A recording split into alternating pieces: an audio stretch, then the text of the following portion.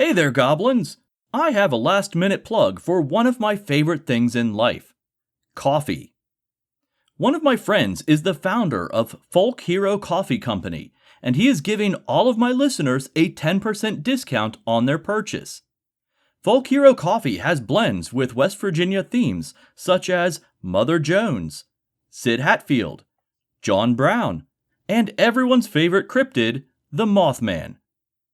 You can get your choice of ground or whole bean coffee at folkherocoffee.com.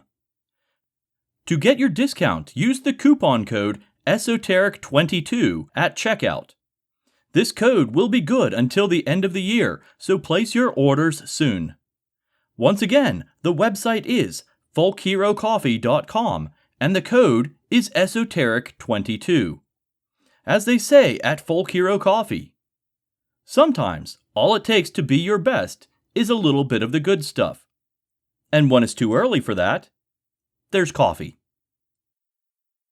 Hi, I'm Jimmy Coe. And I'm Stephen Hawk. And we're the host of the Cosmic Sponge Podcast, where we explore the unknown from UFOs and cryptids to unexplained disappearances and ancient mysteries. If you're looking for strange stories that will keep you on the edge of your seat, jump on Apple Podcasts, Spotify, or search for Cosmic Sponge on your favorite listening platform. Head on over to our website at www.cosmicsponge.com to get access to all of our content, including a full list of platforms where you can enjoy the show.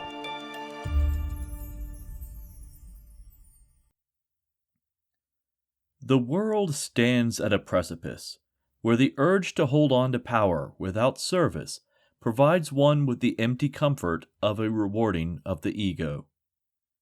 Those rewards are sugary little sweets that have no substance and no meaning. They are empty, devoid of nourishment. Only when we take responsibility for all the damage that we have done and seek to redress the balance will we ever survive. Even though we claim assurances from modern science, still we are afraid. So very afraid of everything. We think we are not afraid of nature, that we have controlled it. But we are still monkeys, running around scared for the most part, reacting to our world instead of acting with intention. We react to protect our egos, our sense of self, but only when we realize that there is not separate self, that we are all related, will the fear leave us. That is the essence of Druidry.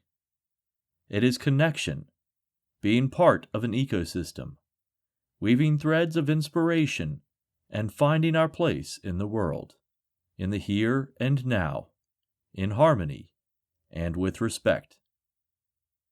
My name is Jason, and you're listening to the Esoteric Book Club.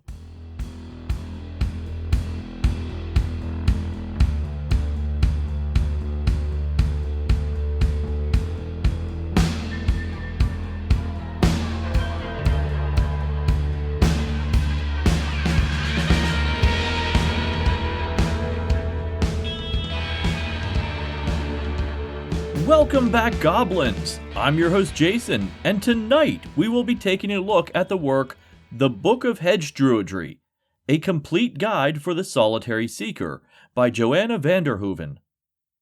But first, a few announcements. The Esoteric Book Club now has a merchandise page. You can get t-shirts with the podcast logos along with a few select pieces of my own artwork, including She-Squatch, the Flatwoods Monster, and a Batman-inspired Mothman emblem. These designs are available through TeePublic, which means you have a wide array of options for cut, fabric, and style. Find them at teepublic.com/user/EBCpod, or just follow the link in the show notes below. Oh, and sign up for their email newsletter too. I don't really get anything out of it, but they will send you discount codes periodically, so it's totally worth signing up for. Next up, I want to take a moment to thank the members of the Esoteric Archive, specifically Annie K., Soul Rising Studios, and Grand Inquisitor Samantha. If you too would like to hear your name at the start of every single episode, sign up for the Esoteric Archive at patreon.com/Esoteric Book Club. All members get early access to episodes. Those pledging $3 or more get extended episodes, and those pledging $8 or more get a shout out on every single show. Your donations help with server costs, reading materials, and keeps me supplied with peppermint mochas, which helps stave off the crippling migraines caused by barometric pressure shifts in seasonal weather patterns. Is it just me, or has the sun been exceptionally loud recently? Once again, that's patreon.com/Esoteric Book Club. Now that that's out of the way, let's get weird. Joanna Van Der Hoeven is a druid, witch, author, and teacher. She has written multiple books, including The Awen Alone, The Path of the Hedge Witch, Zen for Druids, and The Stillness Within. She has also written for numerous pagan magazines, websites, and has been a guest speaker at conferences, fairs, and festivals. Joanna is the co-founder of the Druid College UK, which was established in 2015 and offers 3-year-long Druidry training programs. She was born in Quebec but now resides in the village of Suffolk in the UK with her husband. She is currently the director of the Druid College UK and runs her own dance company. The books The Awen Alone and Where the Hawthorn Grows by Morgan Daimler are what got me into Druidry in the first place. I was looking for something that better aligned with my beliefs, but I wasn't really finding it. Taoism came close with its animistic views. Shamanism had potential, but ultimately came across as being very whitewashed. And witchcraft, well, I'm just really not the witchy type. All three of these came close, but they really didn't have everything that I was looking for. Thanks to Dungeons & Dragons, my initial view of Druidry was that it was mostly comprised of crunchy, tree-hugging hippies. Which isn't wrong, but it isn't the full picture either. What I found was that there were about as many variations on Druidry as there were denominations in Christianity. They range from super strict, regionally specific pagan worship to what is affectionately known as beer and pretzel Druidry. Care to take a guess where I fall in on that spectrum? Eventually, I found other authors such as John Michael Greer, Dr. Ronald Hutton, and John Beckett, who all added to my studies in one way or another. While I have not joined an existing Druid order, I still follow the foundations of the practice. That's probably why the Book of Hedge Druidry appealed to me so much. Hedge druids, and hedge witches, are usually solitary practitioners who either don't have access to large groups or chose to forego the trappings of a larger organization. For me, it was a little of column A and a little of column B. The problem with doing this on your own is that you don't exactly get a lot of guidance. Mostly, you spend your time reading and constructing your own framework. But you don't have to, because that's exactly what this book seeks to provide. The Book of Hedge Druidry is 329 pages long and is broken into 4 parts: theory, practice, study, and skills and techniques. For this review, I want to focus on the sections for theories and practice, and for the archive members, I'll go into the skills and techniques section. So let's rewind a bit and start all the way back at the beginning. Okay, that might be a problem, because we really don't know when Druidry began. We have a lot of theories, but no first-hand written evidence. So what do we have? Joanna speculates that Druidry is the evolved form of indigenous spirituality in the British Isles. During the Ice Age, when sea levels were drastically lower, the British Isles were connected to the mainland. This strip of land is known as Doggerland. At this time, it was easier for people from the areas known today as England and France to interact with each other. Communication and beliefs traveled much more freely.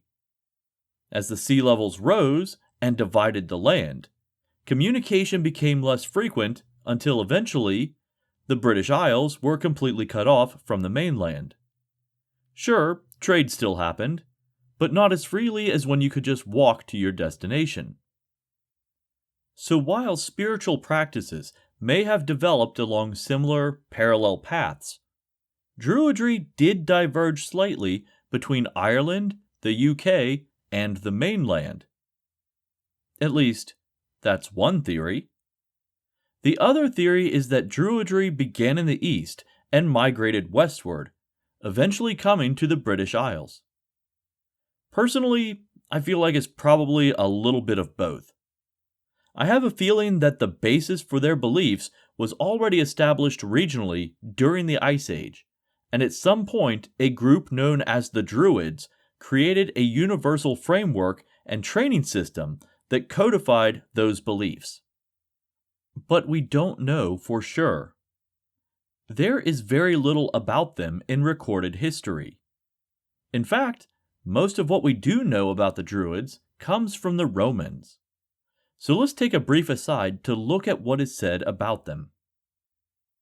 In Book 6 of the Gallic Wars by Julius Caesar, there is a description of the Druid. It reads as follows. Of those two orders, Caesar's talking about the two orders of authority in Gaul, one is that of the Druids, the other that of the Knights. The former are engaged in things sacred, conduct public and private sacrifices, and interpret all matters of religion. Many young men seek instruction from this group, and because of this, they are held in great honor. Druids dispense judgment in almost all disputes, public and private. If any crime has been committed, murder, inheritance disputes, or disagreement over property boundaries, then these people decide it. They decree both rewards and punishment. Anyone, either in a private or public capacity, who does not abide by their decision is banned from the sacrifices. In this case, we can read sacrifices as public rituals. Yes, sacrifices were made at this time, but there was much more to the events. This is the harshest punishment among their people. Those subjected to this punishment are considered the most impious and the most criminal. Everyone shuns them, avoiding their company and conversation, lest they too receive some guilt by association. They are declared outlaws, and no rights are bestowed upon them. So people who are punished in this manner are both shunned and declared outlaws. This is probably one of the harshest punishments in the ancient world, considering that you are basically no longer considered a person. You are denied the blessing of the gods, ignored by the people, and exempt from the law. But before anyone says it, yes, that means that you can commit crimes. But, because the law doesn't consider you a person, it also means that people can harm or kill you for any transgression. Remember this part for later. Caesar continues, There is one Druid who presides over all others, one who possesses supreme authority among them. Upon his death, if one stands out among the rest in honor and dignity, he succeeds him. But if there are many who are equal, it is voted upon by the rest. Sometimes This is settled by a trial by combat. The Druids assemble at a specific time of year in a consecrated place in the territories of the Carnutes, which is reckoned the central region of all of Gaul. Here, everyone gathers to hear their rulings on disputes, their decrees, and their judgments. This institution is reported to have been devised in Britain and then brought in to Gaul. Now, those who seek to study that system generally go there, to Great Britain, to learn it. Now, anyone familiar with the Viking Age or heathenry in general would recognize this practice as the all thing. It's basically the same thing, except the person dispensing judgment is the law speaker, a person whose sole job is to memorize the law and dispense judgment.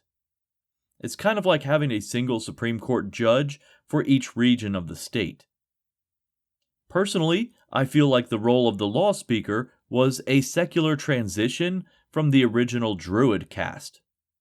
But let's continue with Caesar. The Druids do not go to war.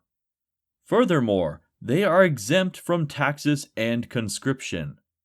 Because of this, many people seek out this profession or are enrolled in the training by their parents.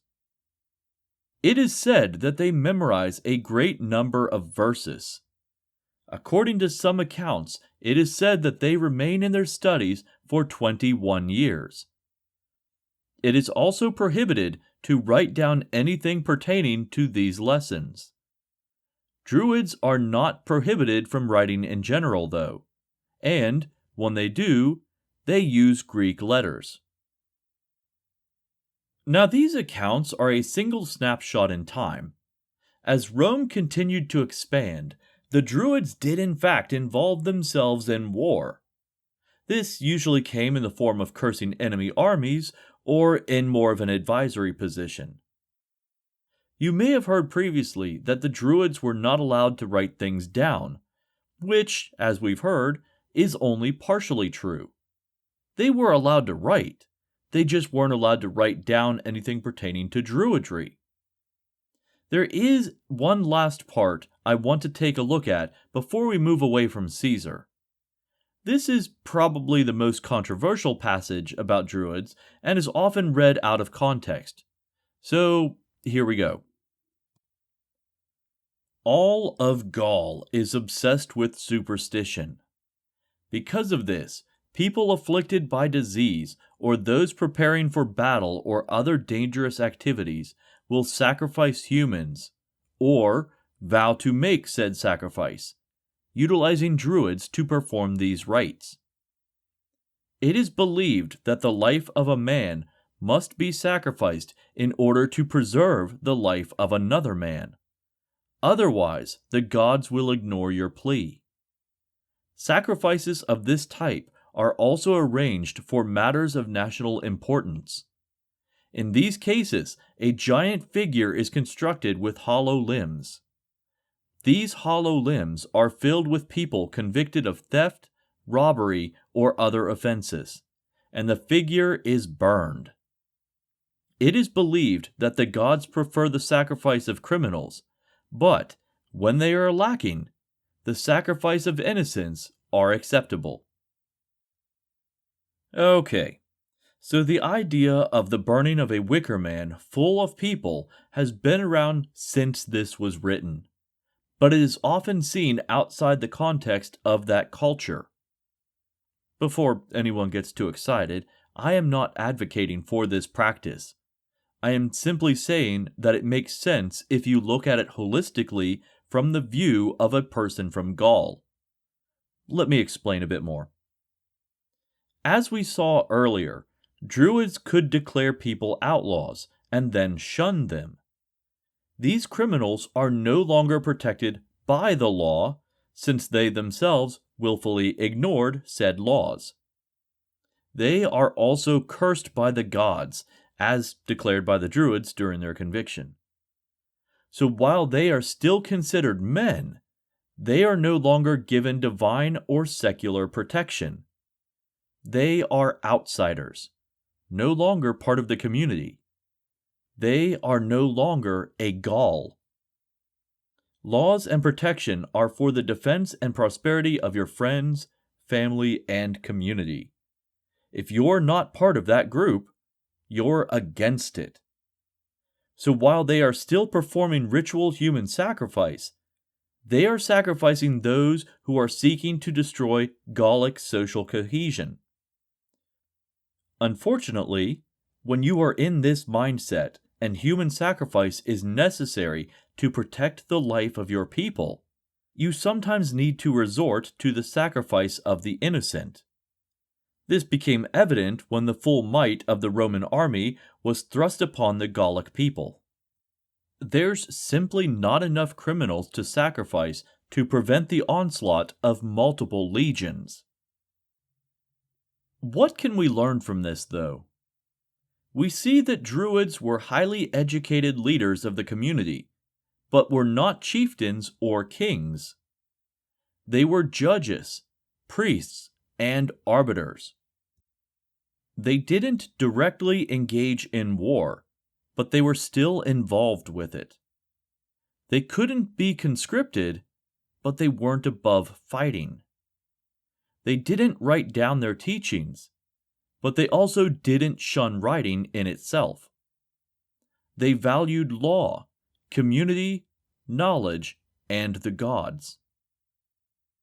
It is popularly believed that Caesar exaggerated his stories as a means of propaganda for the Roman people. While this is true to an extent, his accounts of Gaul seem pretty accurate. He may have just overemphasized the use of human sacrifice.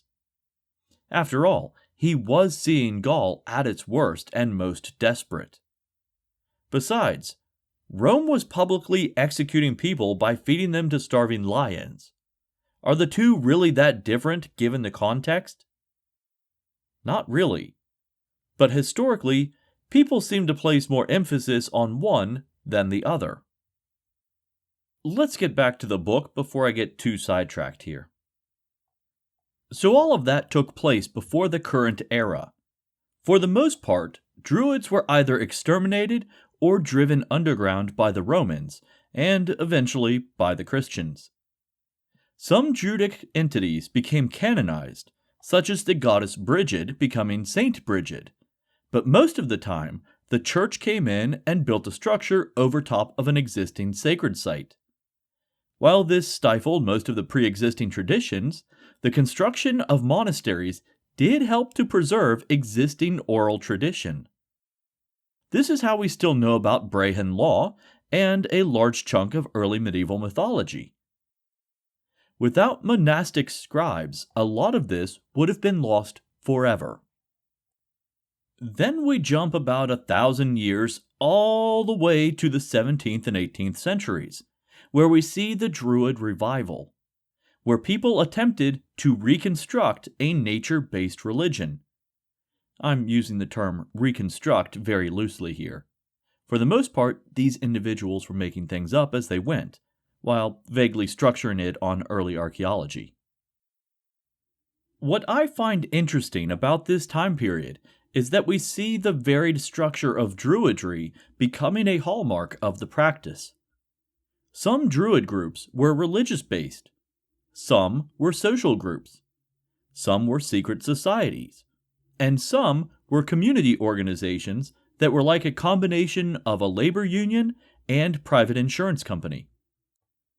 Granted, secret societies were super trendy at this time, so it's no surprise that Druidry found its way in here as well.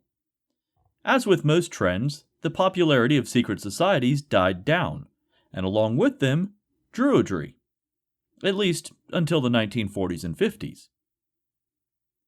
When we think of modern Druidry, we think of traditions that were largely constructed by Ross Nichols and Gerald Gardner, who is most famous for creating the modern practice of Wicca. Nichols and Gardner were members of a group known as the Ancient Druid Order, a group founded around the turn of the 20th century. The Ancient Druid Order is described as a universalist group that celebrated with equinox and summer solstice services. By the mid-20th century, Gardner and Nichols had begun working on their own respective groups. They actually worked in tandem, creating complementary, though separate, practices. Their work is what gave us the 8 modern pagan festivals that are frequently celebrated today. The group that Nichols founded is still one of the best-known Druid groups on the planet, the Order of Bards, Ovates, and Druids. Now that we have the background history out of the way, what in the world is a hedge druid? The moniker of hedge comes from the 19th century term hedge priest, which referred to a priest that didn't follow any specific denomination or tradition. Rather than preach from the pulpit, they would preach from the hedgerows. There's also a secondary meaning that is frequently used with the term hedge witch, or witches who can see and practice between different worlds. If one side of the hedgerow is our everyday material world, and the other side of the hedge is the spirit world, the hedge witch can cross back and forth between the two. Sometimes, with a lot of practice, they can do what is called hedge riding, where they simultaneously exist in both worlds. So a hedge druid is a combination of both of these concepts. They are spiritual individuals who know how to interact with the unseen forces of our world. This is where Van Der Hoeven delineates that title a bit more.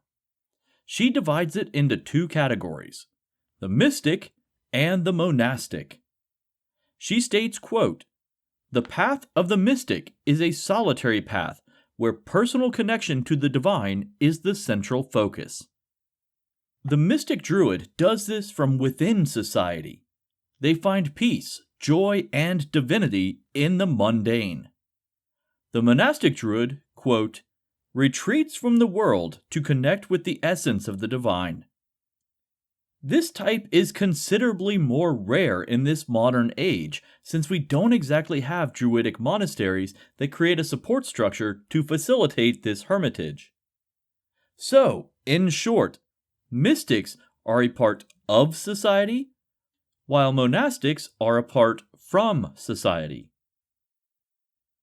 There is one more key aspect of Druidry that comes to us from the Welsh tradition, and that is the Awen. Awen is a combination of knowledge, the energy of life, and poetic inspiration, all wrapped up into a single concept. It is represented by 3 downward slanting rays of light emanating from 3 points, usually contained within a circle. As an aside, the United States Department of Veteran Affairs approved the use of the Awen symbol for headstones of military veterans in 2017. So now you can officially find Druids buried in Arlington National Cemetery. Now there is a whole chapter of this book dedicated just to the development and cultivation of Awen. It gives us a short history of its origins and how a person can help it grow through meditation, music, and trance.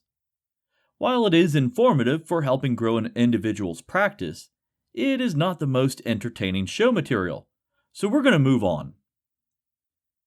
The next section is on the gods, and this is where things can get confusing for people unfamiliar with Druidry or paganism. Druidry is a spiritual practice, yes, but it can incorporate many gods, a single god, or no gods at all. It all depends on the individual.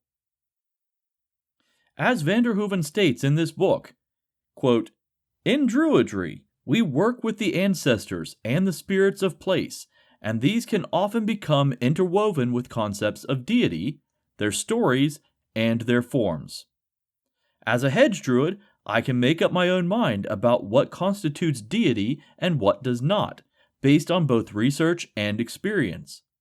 For me, deity can be several things. It can be a collective energy of place in nature. It can also be a collective energy of human nature, such as love, anger, compassion, or time.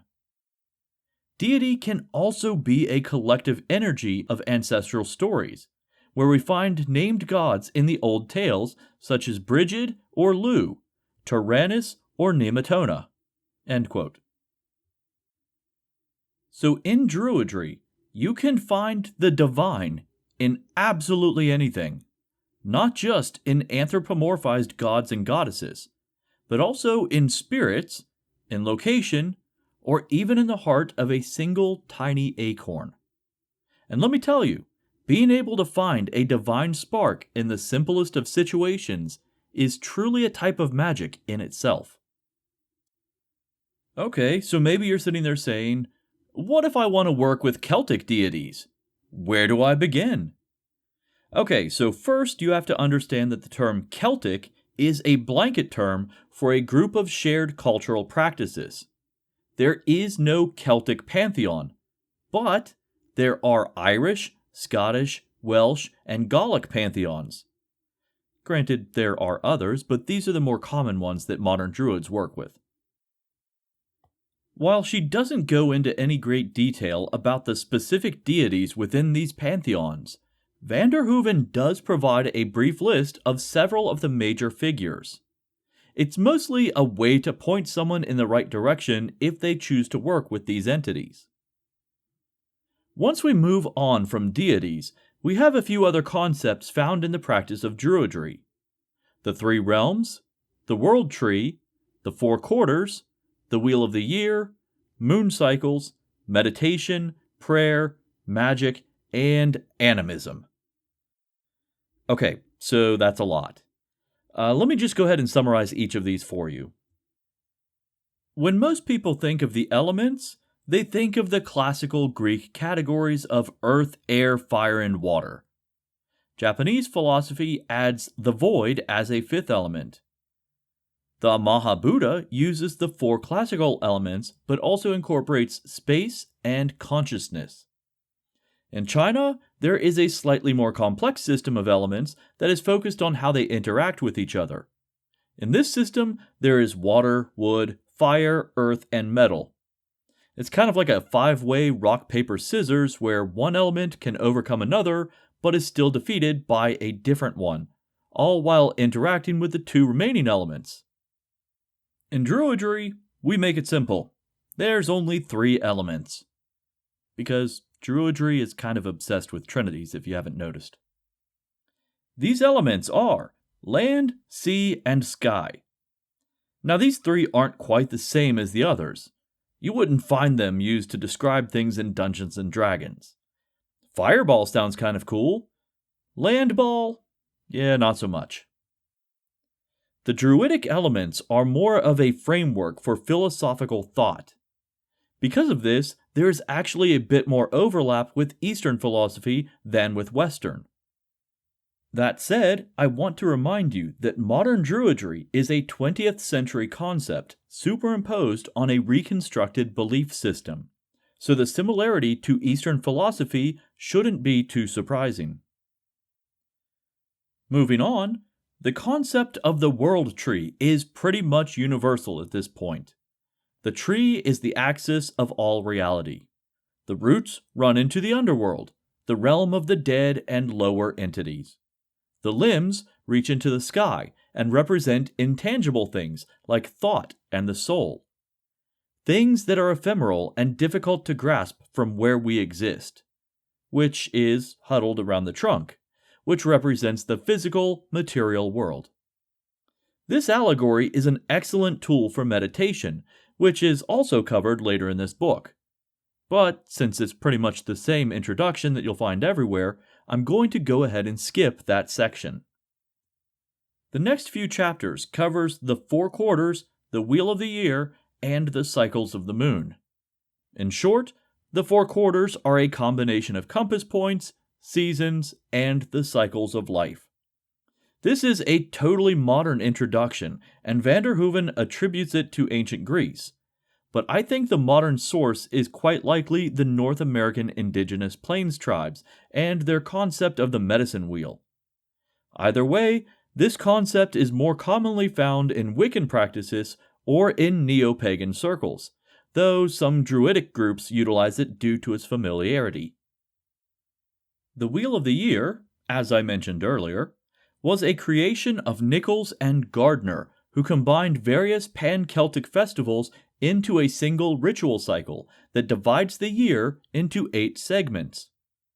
Basically, they took the solstices and the equinoxes and then found the midpoints between them, and then they ascribed a festival to those midpoints.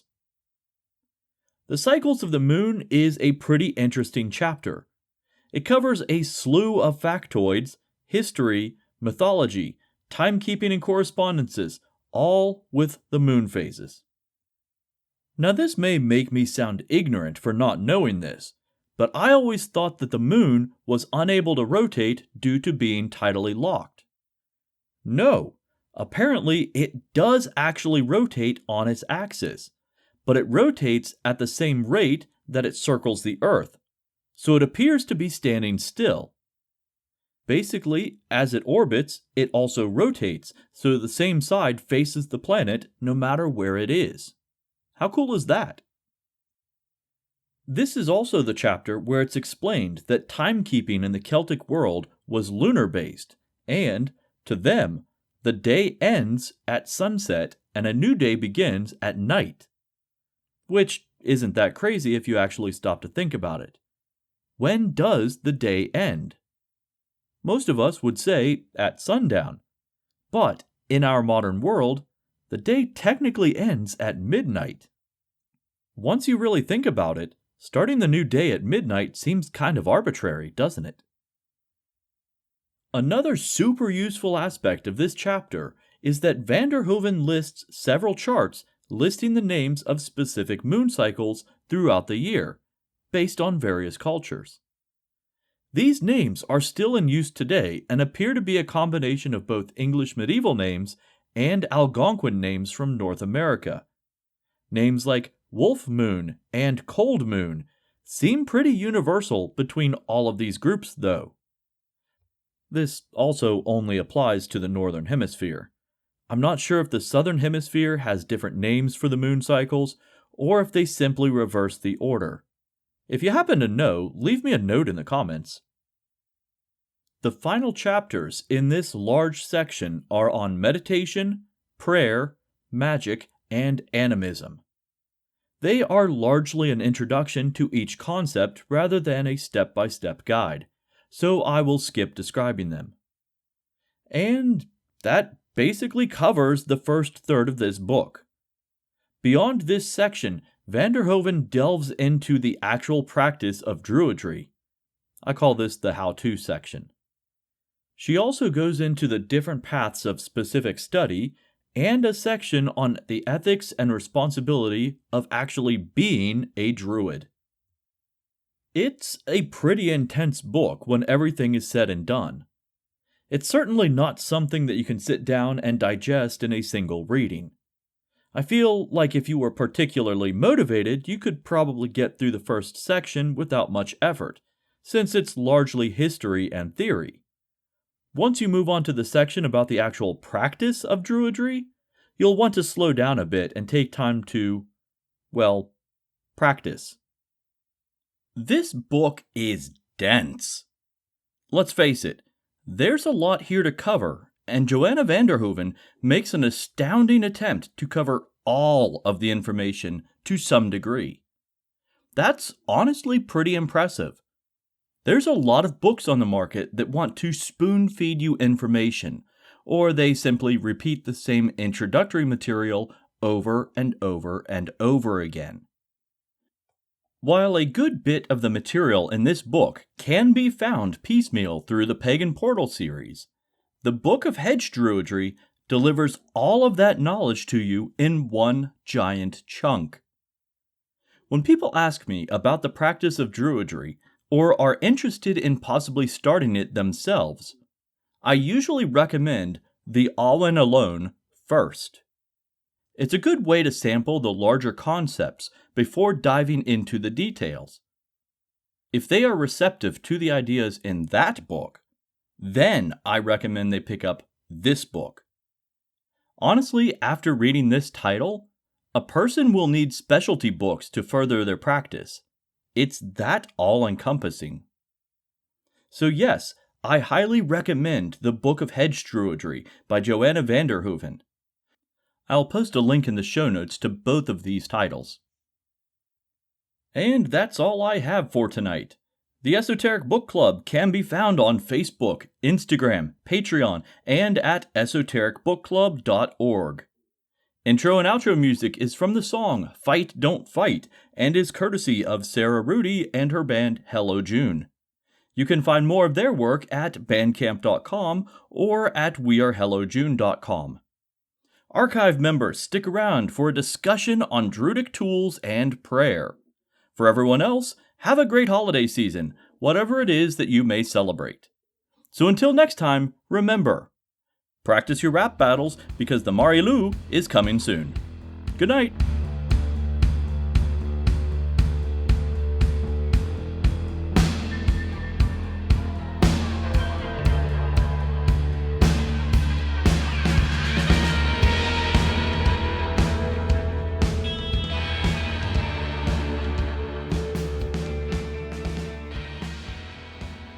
It's time once again to open the Esoteric Archive. There are a lot of topics in this book that have been covered in other reviews that I've done for this show.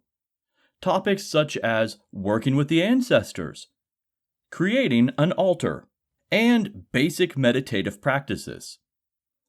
While this book covers these topics in depth, there is no need to reiterate what has been said before. At least, not for the purposes of this show. What I do want to focus on are a few things unique to Druidry and a few instructional chapters that I really haven't seen anywhere else.